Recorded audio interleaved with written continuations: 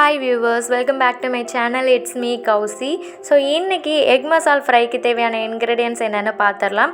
ஒரு பெரிய வெங்காயத்தை சின்ன சின்னதாக கட் பண்ணி இப்படி எடுத்து வச்சுக்கோங்க.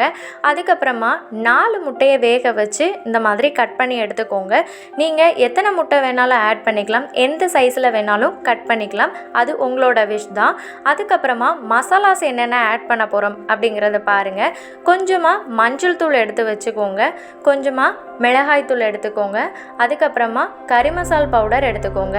இந்த 3 மசாலாஸ் தாங்க நம்ம எக் மசால் ஃப்ரைக்கு யூஸ் பண்ண போகிறோம். 2 டேபிள் ஸ்பூன் ஆயில் ஆட் பண்ணிக்கோங்க. ஆயில் ஹீட் ஆனதுக்கப்புறமா 1 ஸ்பூன் கடுகு சேர்த்துக்கோங்க. கடுகு நல்லா பொரிஞ்சதுக்கு அப்புறமா 1 ஸ்பூன் சோம்பு சேர்த்துக்கோங்க. சோம்பு எப்போவுமே ஃபுட்டில் சேர்க்குறது ஈஸி டைஜஷனுக்கு ஹெல்ப்ஃபுல்லாக இருக்குங்க. ஸோ சேர்த்துக்கோங்க. நல்லா இது ரெண்டும் பொரிஞ்சு வந்ததுக்கப்புறமா நம்ம கட் பண்ணி வச்சுருக்கக்கூடிய ஆனியன்ஸை ஆட் பண்ணிக்கலாம். ஸோ நல்லா ஆனியனை மிக்ஸ் பண்ணிக்கோங்க. ஸோ நல்லா ஆனியன் வதங்கணும். வெங்காயம் நல்லா வதங்கினதுக்கு அப்புறமா தான் நம்ம முட்டையை ஆட் பண்ண போகிறோம். ஸோ நல்லா அதை மிக்ஸ் பண்ணிக்கிட்டே இருக்கணும். கரிஞ்சிடாமல் அதை மிக்ஸ் பண்ணிக்கிட்டே இருங்க. அதுக்கப்புறமா எக்கை வெரைட்டியாக சாப்பிட்ணுன்னு நினைக்கிறவங்க இந்த டிஷ்ஷை ட்ரை பண்ணலாம். எக்கே பிடிக்காதவங்களுக்கு இந்த டிஷ் ட்ரை பண்ணி கொடுக்கலாம். ஸோ அது ரொம்பவே ஹெல்த்தியான ஃபுட்டும் கூட. ஸோ இப்போ பாருங்கள், நல்லா ஆனியன் வதங்கிருச்சு. இப்போ நம்ம வேக வச்சு கட் பண்ணி எடுத்துக்கிட்ட பீசஸை இதில் ஆட் பண்ண போகிறோம். ஸோ நல்லா ஆட் பண்ணதுக்கப்புறமா வெங்காயத்து கூட இந்த எக்கை மிக்ஸ் பண்ணிட்டு தான் நம்ம மசாலாஸ் ஆட் பண்ணணும்.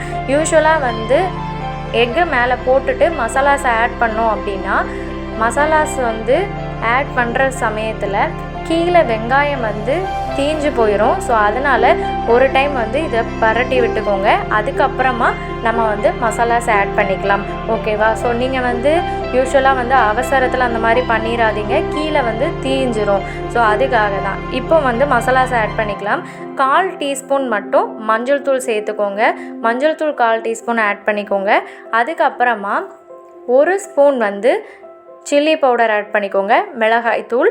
அதுக்கப்புறமா 1 டீஸ்பூன் கறி மசால் பவுடர் ஆட் பண்ணிக்கோங்க, கறி மசால் பொடி. சரியா? ஸோ அதுக்கப்புறமா உப்பு இதுக்கு 1/2 டேபிள் ஸ்பூன் ஆட் பண்ணால் போதும். So 1/2 table spoon 1/2 table spoon உப்பு ஆட் பண்ணிவிட்டு இப்போ நல்லா மிக்ஸ் பண்ணிக்கோங்க. ஸோ இந்த மசாலாஸோட பச்சை வாசனை போகிற வரைக்கும் நம்ம இதை மிக்ஸ் பண்ணி விட்டுகிட்டே இருக்கணும். ஸோ நல்லா இதில் மிக்ஸ் பண்ணிக்கோங்க. ஆயில் அதிகமாக சேர்த்துறாதீங்க, இதில் நுரையாக வந்துடும். ஸோ ஆயில் கரெக்டாக ஆட் பண்ணிக்கோங்க. ஆயில் கம்மியாக போட்டால் கூட பிரச்சனை இல்லை, பட் அதிகமாக போட்டுட்டிங்க அப்படின்னா அந்த மசாலாஸ் பச்சை வாசம் போகிறதுக்கு முன்னாடியே அந்த முட்டையை சுற்றி நுரையாக வந்துடும். ஸோ நல்லா ஆயில் மட்டும் இதில் கொஞ்சம் கவனமாக இருங்க. மற்றபடி மசாலாஸ்லாம் பிரச்சனை இல்லை, நீங்கள் டேஸ்ட்டு பார்த்து எவ்வளோ வேணாலும் ஆட் பண்ணிக்கலாம், இல்லை கம்மி பண்ணிக்கலாம். ஸோ இப்போ பாருங்கள், நல்லா டிஷ் ரெடி ஆயிடுச்சு. ஸோ ரொம்பவே அருமையான ஒரு டிஷ்ஷுங்க. நான் எப்போவுமே எக்கை வெரைட்டியாக பண்ணணும்னு நினைப்பேன். ஸோ அந்த மாதிரி நான் கண்டுபிடிச்ச டிஷ் தான் அந்த எக் மசால் ஃப்ரை. நீங்களும் ட்ரை பண்ணிவிட்டு சஜஷன்ஸ் இருந்தால் சொல்லுங்கள்.